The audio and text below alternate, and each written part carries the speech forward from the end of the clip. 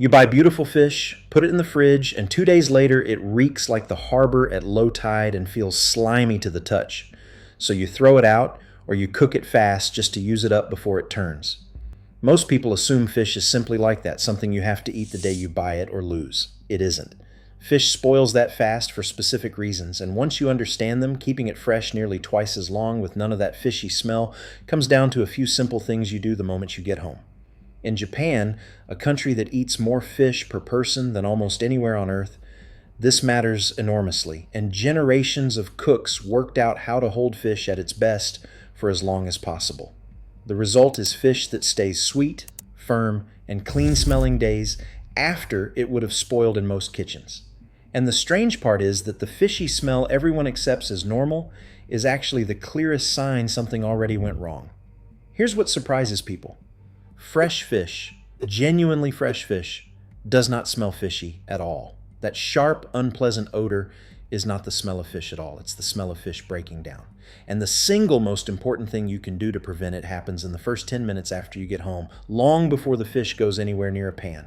I'll come back to it. The whole thing comes down to why fish spoils so fast, the moisture that's quietly killing it in your fridge, the right way to store it, and the cold that keeps it honest. Together, those are the difference between fish that lasts 2 days and fish that's still perfect on day 4. One quick thing before we dig in. If you like this way of thinking, treating good ingredients with a little care so nothing goes to waste, I wrote a whole book on it called the Naoshi Method. It takes this same Japanese approach across the entire kitchen and home, and the link is in the description if you want it. Now let's get into the fish. Start with why fish goes off so much faster than meat, because it explains every fix. Fish comes from cold water, so the bacteria and enzymes in it are adapted to stay active even at fridge temperature, where the bacteria on beef or chicken would slow right down.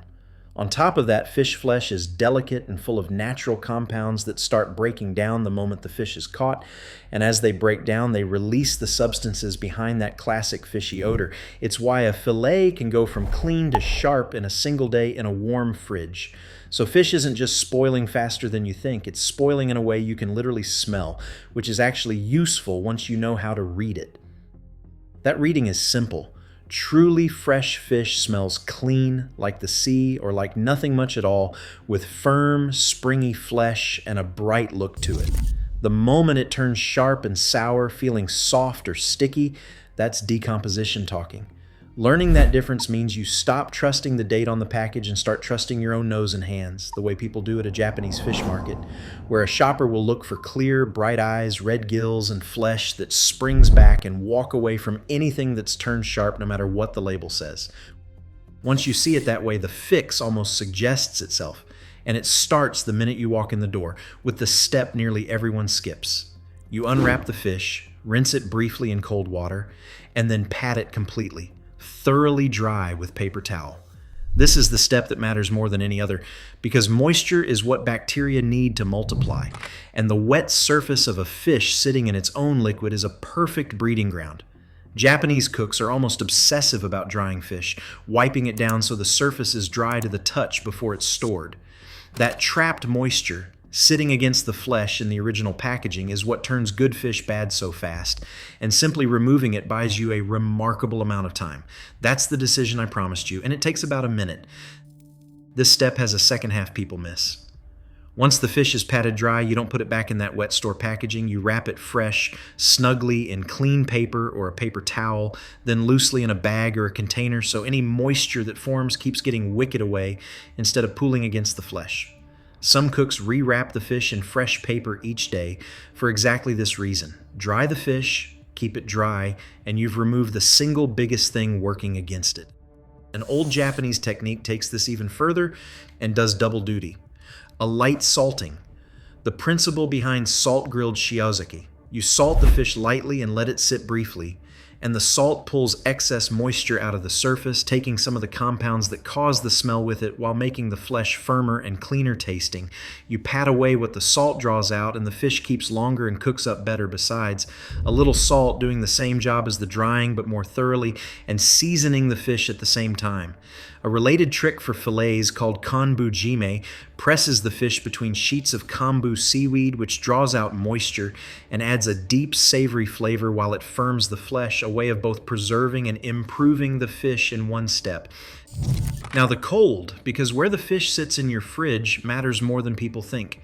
A refrigerator door is warm, and the middle shelves swing warmer every time you open it. Fish wants the coldest spot you have, the back of the bottom shelf, ideally sitting on or under a bed of ice if you can manage it. In Japan, keeping fish directly on ice is completely ordinary because the closer fish sits to freezing without actually freezing, the slower everything that spoils it moves. Even a simple tray of ice packs around the wrapped fish, refreshed as it melts, can extend its life by a day or more. Cold is what buys you the time, and most fridges aren't cold enough where the fish is sitting. And if you're not going to cook it within a day or two, freeze it and freeze it right. This is where a Japanese cook plans ahead instead of hoping. Fish frozen the day it's bought, patted dry and wrapped tight with the air pressed out. Keeps for weeks with its texture almost intact because the enemy of frozen fish is AR, which causes the oxidation and freezer burn that ruins it. Some cooks freeze fish sealed in a block of water to lock air away from the surface entirely, the same way you'd protect delicate fish for weeks at sea.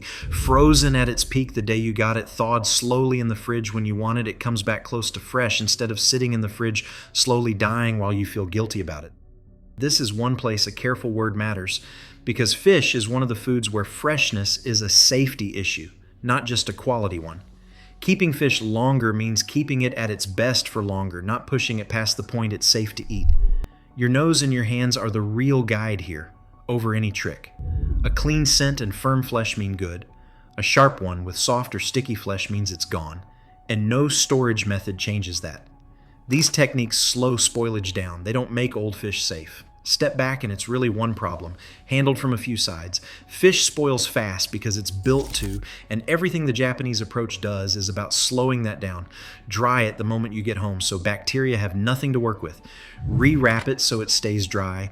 Salt it lightly to pull out moisture and odor together. Keep it in the coldest spot you have, on ice if you can. And freeze it at its peak if you won't use it soon.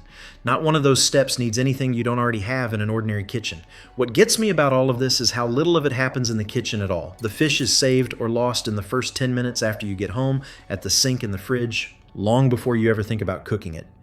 The spoiled, smelly fish people throw away by the pound was never really bad fish.